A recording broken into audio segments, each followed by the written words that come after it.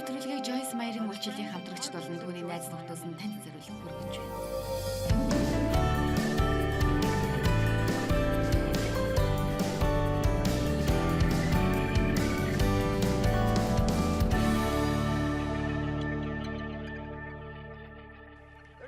Амар тайвны чухлыг харуулсан маш олон төрлийн ишлэлүүд байдаг.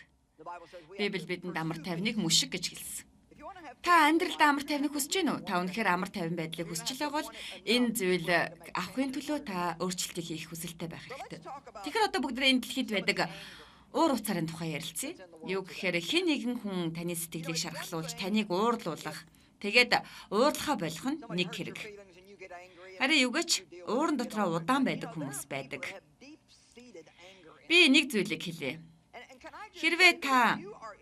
Хэрв та энгийн зүйл дээр байнга л хурдан уурлаж, тийм ч их утга учиртай биш зүйл дээр ч уурлаж байгаа бол энд ямар нэгэн буруу зүйл байна. Энэ нь танд олон жилийн өмнө булшилж мартсан ямар нэгэн зүйл байна гэсэн үг юм. Би танарт нэг зүйлийг хэлье. Энэ бол биднийг өвчлүүлдэг нууцуудын нэг юм шүү. Бид эдгээр зүйлийг гэрэлд гаргаж, энэ зүйлтэй ажиллах хэрэгтэй. Таны амьдралд байгаа энэ даалдах харанхуй газарт Бурхныг урьж оруулан энэ зүйлсийн үндсийг таслах хэрэгтэй юм. Би маш их ууртай нэгэн байсан бөгөөд байнга л маш амархан уурладаг байсан. Бараг л би уурлах хоббитэй байсан. Уурлах шалтгаанаа хүмүүсээс олдог байсан. Тэгэхээр Дэв намайг уурлуулдаг. Ягаад гэвэл тэр маш их гольф тоглодог. Дэв маш их спорт үзэж байгаа учраас миний уур хүрч байна. Хүүхдүүд завар олсон учраас миний уур хүрсэн. Миний сэтгэлд хүрэхгүй байгаа учраас уурлсан. Тэд миний уурыг хүргэсэн. Энэ зүйлийн төлөө тэр намайг уурлуулсан. Миний юу яриад байгааг ойлгож байна. Юугаач ихнэрээ хүчирхийлэгч нэг залуугийн тухай киног би үзэж байсан юм. Тэр байнга л ихнэрээ зоддог. Тэгээд тэр миний уурыг хүргэсэн энэ зүйлээ хар гэж хэлээд л байнга зодно. Хэрвээ та нар миний үгэн дотор байсаар байвал та нар үннийг мэдэх болно. Үнэн та нарыг чөлөөлөх болно. Үнэн та нарыг чөлөөлнө. Бидний амьдралын нууц, гүн, харанхуй, бохир, заваан тэрл газар Бурхныг орж ирээч гэж гуйх хэрэгтэй. Тэгээд бид өөрсдөө зам байдлын үндэс бүр угт нь хүрэх хэрэгтэй. Би маш их ууртай, байнга л уурлаж уцаарладаг нэгэн байсан. Яг үнийг хэлэхэд аз жаргалаа хамгаалах нь хэцүү байсан. Би бол дээд зэргийн засвар шаардлагатай нэгэн байсан юм. Та нарыг хинж надтай адилхан биш хаа гэж би бодож байна.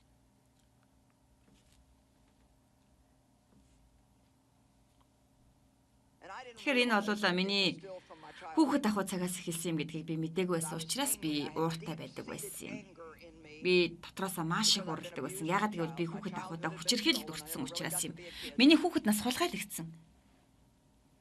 Би хизээч жинхнээсээ хүүхэд байж үзээгүй. Энэ ганц хүчирхийллээс ч биш. Бас миний мөн зан чанарт ч ичхүр суурилсан байсан юм. Би ичхүрийн үндэс суурь бүхэд зан чанараараа бусадтай харилцаанд ордог байсан. Энэ зүйл бол миний аав надад үлдсэн зүйлээс ихтэй гэдэгт би итгэлтэй байдаг. Тэгээд л би ичхүртэйгээ дасан зохицчихсан байсан бөгөөд тэрч битгээл надаас судлаад л тэр надад ийм зүйл хийсэн баг. Энэ миний л буруу байсан гэж би боддог байсан. Гэхдээ надад ямар буруу зүйл байна вэ? Миний юу нь буруу юм бэ гэсэн бичлэг миний зүрх сэтгэлд олон жилийн турш байсан юм. Тэгээд би гэрээ орхиод асуудлаасаа зугтчих юм бол надад дахиад асуудал гарахгүй байхаа гэж бодсон. Гэвч асуудал миний дотор байсаар л байсан. Асуудлын үндсийг чамд харуулахын тулд ариун сүнсний зөвлөгчийг амьдралдаа оруулахыг Бурхан зөвшөөрөх нь маш их үн цэнтэй юм. Бид энийг ойлгох нь үнэхээр гайхалтай зүйл. Та өөрөө гүн гүнзгий судалгаа хийх шаардлага байхгүй. Харин Бурханаас илрүүлэн харуулж өгөхийг л гуйх хэрэгтэй. Танд харуулж өгөхийг л тэрнээс гуйгаарай. Надад ямар нэгэн зүйл болохгүй байсан ба би тэр зүйлийг буруу гэдгийг мэдэхгүй байсан. Би Бурханыг хайрлаж, сүмд явж мөн сайн сайхан байхыг хүсдэг байсан. Би илүү сайн байхыг л хүссэн. Гэхдээ би асуудал нь яг юу байсан бэ гэдгийг мэдэхгүй байсан. Жишээлбэл надад хүмүүсийг өршөөх, уучлах нь их хэцүү. Үнэхээр хүнд байсан. Би өөрийн гэсэн дүрм журамтай байсан бөгөөд хэрвээ хүмүүс тэдгэрийг даахгүй л би уурладаг байсан. Надад ингэж амьдрах нь үнэхээр төвхтэй байсан гэж сонсогдохгүй юу? Зөвхөн миний тусын тулд надтай хамт байх хэн нэгэн байх юм уу? Миний яриад байгааг ойлгож байна уу? Магадгүй та ийм биш болоод л хэн нэгэн тантай хамт амьдарч байгаа хэл та. Манай чуулганы тал нь ийм байгаа бах. Таач надтай адилхан Дэвч надтай адилхан, аль аль нь адилхан баг. Аль альныхын талд би тусалж чадна.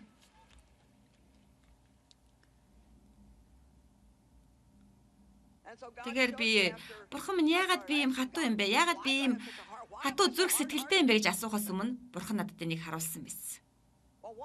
Тэгэхээр эхний зүйл нь би өрөвч зөөлөн байхаас айдаг байсан. Учир нь хэрвээ би хатуул байхгүй бол хүмүүс надтай буруу харьцах болно гэж боддог байсан. Хинч намайг дахиад дээрлэж чадахгүй шүү гэдгийг хүмүүст мэдүүлэхийг хүсдэг байсан учраас би Бурханы өмгөөлөлд итгэхийг хүсдэггүй байсан.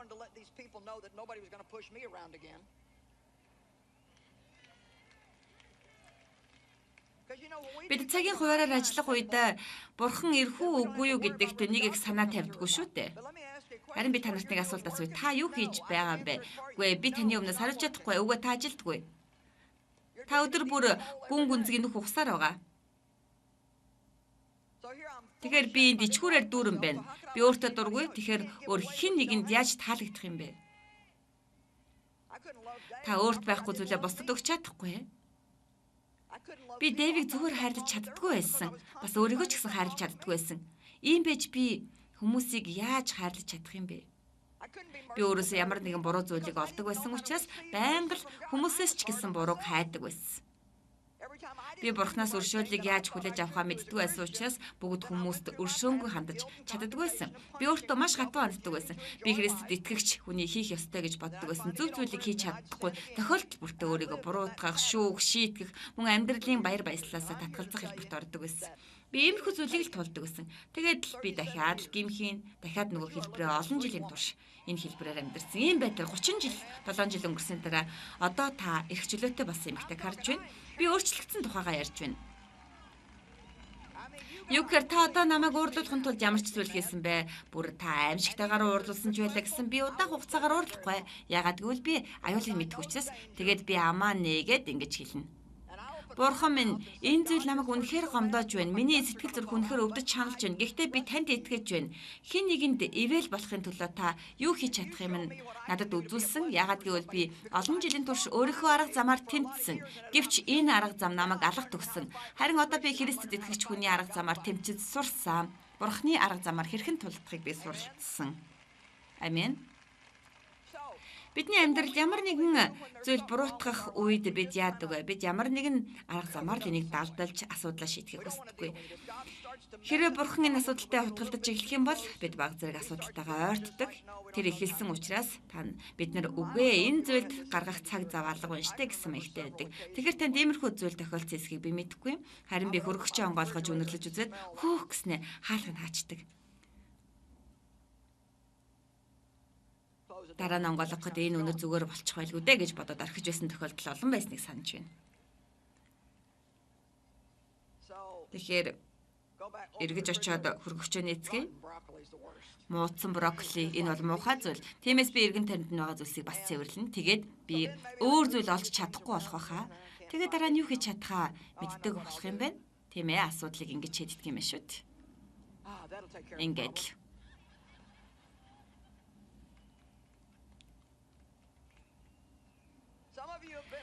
Та нарын зарим нь муудсан зүйл рүүгээ удаан хугацааны турш үнэртэн цацж байсан баха.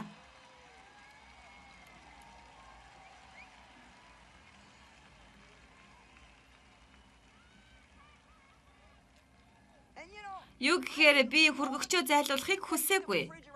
Би бүх зүйлийг гаргаж ширээн дээр тавихыг, ногооны тавиур, жимсний тавиурыг гаргахыг хүсээгүй.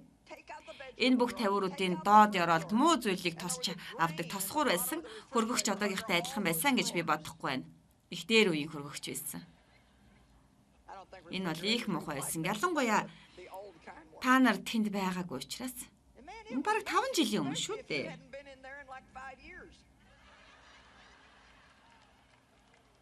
Намайг юу хийсийг та мэдчихэв үү? Би боож аваад тэгээ сүм рүү аваачсан. Бурханд магтаал өргөе. Энэ зам бол бид сүм рүү явж байна. Энэ бол би сүм рүү очдог зам, бид сүм рүү явж байна. Энэ бол сүм рүү явдаг зам, энэ бол зам, бид сүм рүү явж байна. Ням гаргийн өглөө бүр.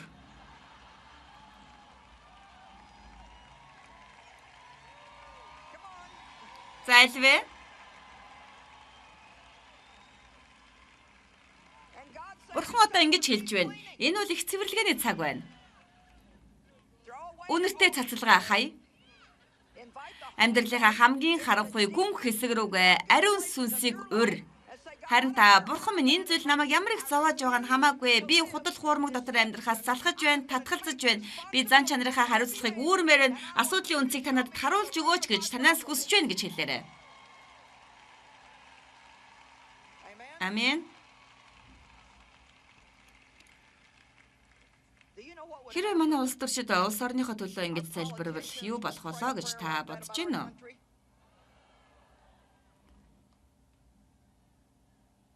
Хэрвээ тэдэнд залбирлын уулзалт байдагсан бол бурхан минь энэ дэлхий дээр байгаа хүчирхийллийн үндэс язгуурыг та бидэнд харуулж өгөөч. Бидний сургуульд юу болохгүй байгааг харуулж өгөөч бурхан минь гэж залбирах байсан. Оо. Тийм ээ. 10%. Энэ зүйлийг бид сургуулиас аваад хайчихсан. Учир нь энэ зүйлийг хараад хэн нэгэн уурлаасаа гэж хүссээгүй юм.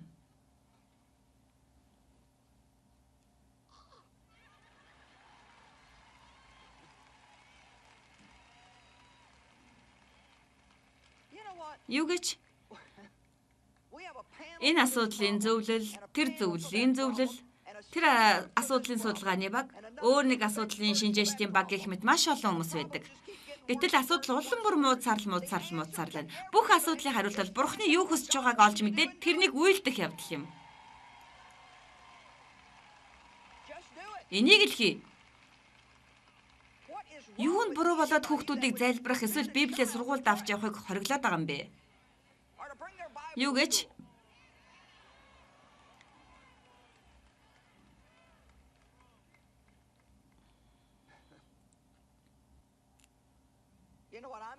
Юугч би аз жаргалтай Христэд итгэгч гэж тооцдог хэрнээ бохир мухай зүйл рүүгээ үнэртэн цацсаар байх юм бол аз жаргалтай байж чадахгүй, өөр бусдад ч нөлөөлж чадахгүй. Энэ дэлхийд дүүрэн шархахтай эдгэгчд бидэнд хэрэггүй. Гэмтэж шархалсан боловч эдгээр хүмүүс бидэнд хэрэгтэй. Учир нь тэд хүмүүс туслахад бэлэн байх болно.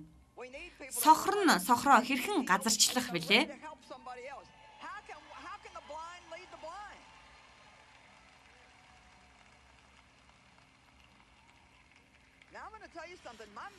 Би танд надад нэг зүйлийг хэлье. Миний хэлж байгаа зүйл их хөвгөлтэй л доо. Гэхдээ та энэ залбираарай. Та гэртээ харих болно. Харин бурхан тэдгээр зүйлүүдийг ялгаж салгаж эхлэх болно. Та ямар нэгэн зүйлийг барьж авахдаа сайжрах хэрэгтэй. Яагаад гэвэл энэ нь танд тийм сайхан санагдахгүй л ах. Харин дараагийнх нь бүр дараа нь юу гэж? Дараа гэдэг зүйл бол болох зүйлийг л хэлдэг. Би танаас одооноос эхлэн 1 жилийн дараа гэхэд та одооных шиг ингэж байхыг хүсэж байна уу? Үгүй ээ. Энэ жилийг ялалтын жил болгоцгоё.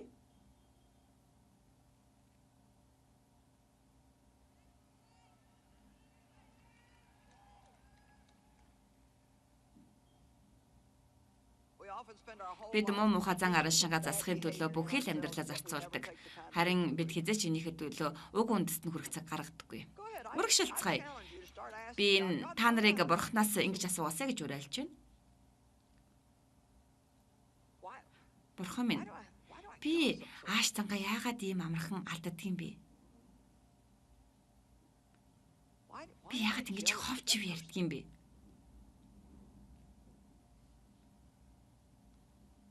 Би яагаад хүмүүс татаархаад байдаг юм бэ?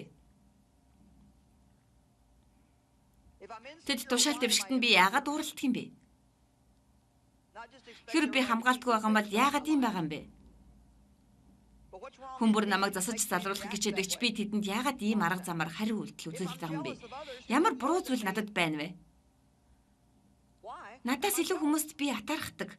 Учир нь юунд байна вэ? Би бусдад атаархах бүртээ би өөртөөгөө ярих хэрэгтэй болдог. Би өөртөөгөө ярьсны дараа юу ч хэлдгийг та нар мэдгүй. Joyce чи бол ёстой тэнэг гэж хэлдэг. Юу гэхээр чи яаж ингэж бусдад атаархаж чаддаг байна? Яаж бусдад ингэж атаархаж чадж байна? Тэгээд дараа нь бурхан хүн бүр зориулсан төлөвлөгөө байгаа гэдгийг өөртөө сануулах хэрэгтэй болдог. Энэ бол бурханы хийж байгаа ажил бөгөөд миний анхаарах зүйл биш ээ. Харин миний хариуцлагатай байх зүйл бол тэр миний төлөө хийж байгаа ажил юм л та.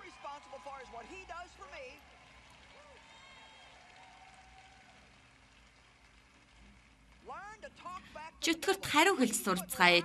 Тэр таны толгой заахарж гэнэ үү? Тэд нар чиний урж явж шүү дээ гэж худлаа зүйлийг сануулах үед чи амаа нэгд үгүй тушаал дэвших нь бурхны гарт байдаг ажил. Та нэгийг өргөж нөгөөг нь ухаарл өгдөг шүү дээ. Миний үгээр итгэлтэйгээр миний үгийг өөртөө зөвшөөр гэж Библи хэлдэг. Чанга ярихад суралц бурхны үгийг амандаа байнгаар би их олон зүйлийг мэднэ.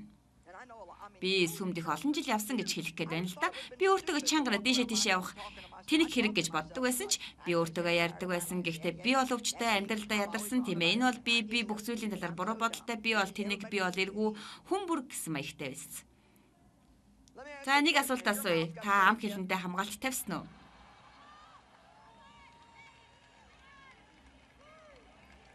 За аль вэ?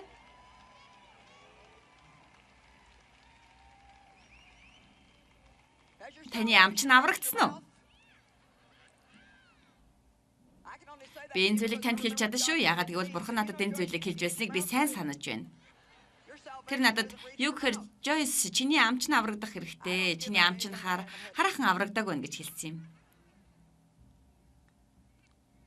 Би эдэг үзүүлээ гаргаж чадахгүй шүү дээ. Би бүх цаг үед баяр хөөртэй байхаа хинч чадах ёстой гэж санагдаж байгаа бол яагаад? Бүх цаг үед өөрийнхөө байгаагаа мэдрэх эсвэл аз жаргалтай байж чадахгүй байна гэдгээ мэдэрч байгаа бол яагаад? Би өөрийнхөө асуудлаас эхлэх хэрэгтэй. Та ч гэсэн адилхан. Хэрвээ та ууртай байгаа бол ингэж хэлэх хэрэгтэй. Юу гэхээр би ууртай байна. Үе уурлаад байна. Энэ бол зөв зүйл биш ээ. Ийм зүйлийг бурхан хүсдэггүй. Бурхан минь энэ зүйлээ үндэс суурийг та харуулж өгөөч. Би өөрчлөгдөхийг хүсэж байна. Бид хуучин зан чанар дээр ямар нэгэн шашны шошго наачгаад хадгалаад байж болохгүй. Тийм ээ, би сүмд явдаг. Өнөөдөр энэ дэлхий дээр байгаа хамгийн том асуудал бол бид Христэд итгэгч гэж нэрлэгддэг хэрнээ тэр нэртэйгээ адилхан үйлдэл хийхгүй байгаагаа ухаарахгүй байгаа явдал юм. Юу хэлэх гээд байна гэхээр энэ дэлхий дээр ядмагхан дундаж итгэгчд байгаад байна гэж хэлэх гээд байна л та. Луукын 5 дугаар бүлэг дээр та хуучин хувцсан дээр шин нөхөөс тавьж чадахгүй гэж хэлсэн байдаг. Та хуучин тулманд шин дарсыг хийж чадахгүй. Энтэй адилхан бид дотроос өөрчлөгдөхгүйгээр иймэрхүү зүйл хийх гэж оролдож байгаа нь өөрсдийнхөө дээр шашинлаг зан чанарыг зүгээр л гадна талаас нь нааж байгаа хэрэг юм. Та хуучин хүнээ тайлж харин шинэ хүнийг өмсөөрэй.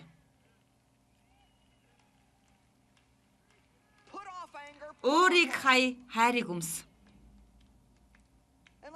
Би та нарт маш тодорхой хэлье. Бид бурхны нэгүсэл өршөөл тусламжгүйгээр эдгээрээ нэгийг ч хийж чадахгүй. Та нэгийг ч гэсэн битгий оролдоорой. Та ингэж хэлэхгүйгээр гэртээ хараад юу ч өөрчлөх гэж битгий оролдоорой. Бурхан минь би таньгүйгээр юу ч хийж чадахгүй гэдгээ баттай мэдж байна. Надад өөрийгөө хянах чадвар алга, хүсэл тэмүүлэл алга. Бурхан танаас өөр надад хүсэл туслах зүйл байхгүй. Бурханаас тусламж гуйсан ч гэсэн бурхан юу ч хийхгүй байгаа юм шиг тань санагдах үед тохиолдож болно. Харин тэр үед та тууштай байгаад ингэж хэлээрэй. Би махан би ажилд оролцохгүй. Харин миний асуудал яг юу гэхээ гэдгийг харуулж өгөөч гэж гуйж байна. Миний дотор хийх ёстой ажлуудаа та хийгээч гэж би танаас гуйж байна гэж хэлээрэй. Би нэгүслийн талаар маш их заадаг. Харин нэгүсэл бол хичээл зүтгэлийн эсрэг зүйл биш. Өөрийн хүчээр авахын эсрэг зүйл юм шүү. Би хичээл зүтгэл гаргаснараа бурхны хайрыг авдаггүй. Ойлгож байна уу? Бурхан надад танд хайртай, биднийг байгаагаар нь маань хайрладаг. Тэрний хайрыг авахын тулд бид өөрчлөгдөх хэрэггүй. Харин бид тэрэнд хайртай учраас тэрнийг илүү сайнаар тусган харуулахын тулд өөрчлөгдөхийг хүсэж байна. Би 7 хоногт 2, 3, 4 удаа хашгирчин ууралж байсан ч гэлээ мөнхийн улс руу явна. Гэхдээ би энэс илүү ямар нэгэн зүйл хүсэж байна. Би мөнхийн улсын хаалганы ард арай ядан аврагдчихсан зогсож байхыг.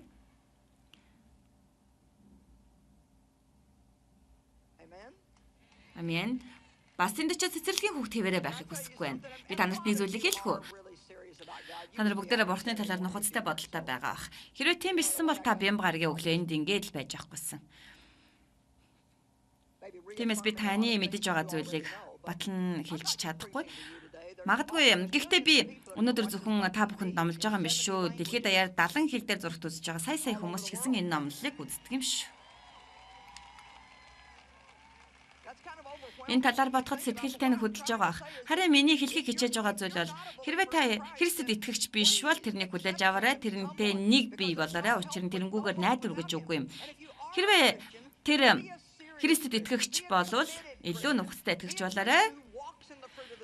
Зориулттай итгэгч байгаарай. Ариун сүнсний үр жимсэн дотор алхдаг итгэгч байгаарай. Амьдралдаа байгаа асуудлуудынхаа үндэстэнд нь хүрээрэй. Асуудлынхаа төлөө бусдыг буруутгах зогсоогоор зан авирахаа талаа хариуцлагатай байгаарай. Бурханаас туламжхан таныг өөрчлөлийн төлөө хашгир. Тэрнийг таны амьдралд ажиллаа хийхин зөвшөөр. Хэрвээ та ингэ залбирах юм бол энд нэг ч хүн байхгүй, эсвэл нэг ч хүн зурагт үзэхгүй. Юу гэхээр бурхан минь би таны хүссэн хүн байхыг хүсэж байна. Энэ нь хэрэг хугацаа зарцуулахыг би мэдэхгүй. Юг харах хэрэгтэйг ч би мэдэхгүй байна. Харин би маш олон талбар дээр хуурдагдсанаа баттай мэдэж байна. Намайг ийм байдалтай болоход бусад хүмүүс буруутай гэж би бодож байсан. Би зан авирынхаа хариуцлагыг гартаа авахыг хүсэж байна. Намайг баяр хөөртэй байлгах нь хин нэгний ажил биш ээ. Бурхан минь би танаас гуйн залбирч байна. Хэрвээ би эдгээр зүйлс рүүгээ эргэж буцаж явах юм бол бурхан минь та намайг битгий сонсоорой.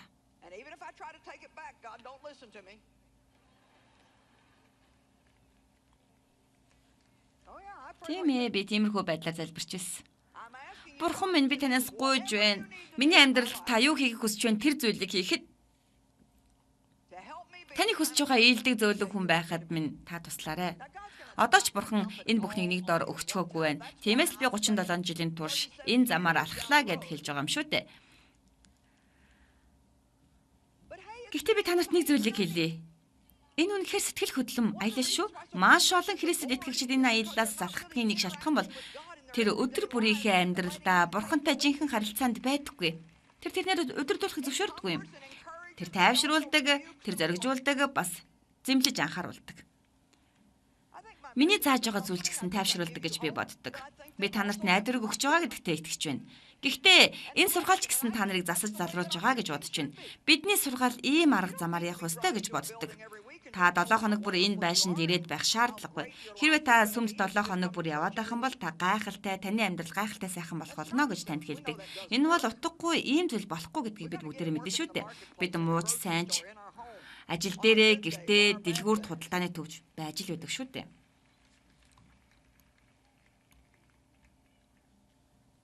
Зарим хүмүүс уур уцаараа гэр бүлээсээ авсан байдаг. Тэд уурлахыг хүсэж байхдаа л сурсан байдаг. Заримдаа сурсан зүйлээ хаях хэрэгтэй болдгийг та мэднэ. Миний аав их ууртай хүн байсан. Тэр бүхий л зүйлийг уураар хийдэг байсан. Тиймээс л би бас бүхий л зүйлийг уураар хийж эхэлсэн. Хүүхдийн оюун ухааныг уураар хөгжүүлсэн. Хэрвээ та ууртай бол эхнэрийнхээ маш их үрж байгааг уураар зогсоож болно гэж бодож байгаа. Харин эхнэр чинь танаас хэрхэн ухаан мэдж байгаа?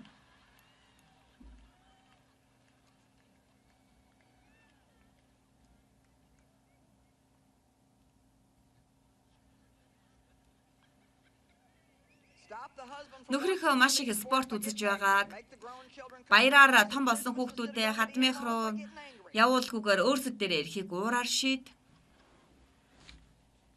Та нар ойлгож байна уу? Би л биш шүү. Надтай хамт Крисмас баярыг өнгөрөөхгүй гэдэг нь ямар утгатай та нар мэдэж байна уу? Юу гэж би хүүхдүүдээ их хэрэгчлөөтэй байлгадаг. Геймерхүү. Ой, би та нарыг баяраа хөгжилтэй өнгөрөөхийг хүсэж байна. Би та нарыг ямар нэгэн хууль дүрмийн дор байлгахыг хүсэхгүй байна. Та нарыг ирвэл би баярлах болно. Та нар ирээд 1 цаг болох байх, 30 минут ч болох бай, бүтэн өдөр жингөөж бай, энд ирээрээ. Энд ямар ч дүрм журм байхгүй байх болно. Би та нарт хайртай. Би та нарыг зүгээр л хайрладаг юм шүү. Хэрвээ хэн нэгэн тэднийг ямар нэгэн дарамтанд байлгаж байгаа бол надаас л тийм зүйлийг битгий аваасаа гэж би хүсдэг учраас шүү дээ. Эцэст нь тэд баярын өдрийг үзэн ядхаа болно. Яг үнийг хэлэхэд амьдралдаа та нарын хідэн баярын өдрүүдийг яаж өнгөрөөндөө гэж арай ядан очиж байсан бэ. Ягаад гэвэл бидний хийж чадах хамгийн сайн зүйл бол танд өөрт чинь таалагдахгүй байсан ч хүмүүсийг аз жаргалтай болгохын тулд нэг газраас нөгөө газар руу очдог үстэй. Та дургүй байсан ч гэсэн хүмүүст бэлэг худалдаж авахын тулд бүтэн жилийн турш төлөх хэмжээний өрөнд жил бүр ордог.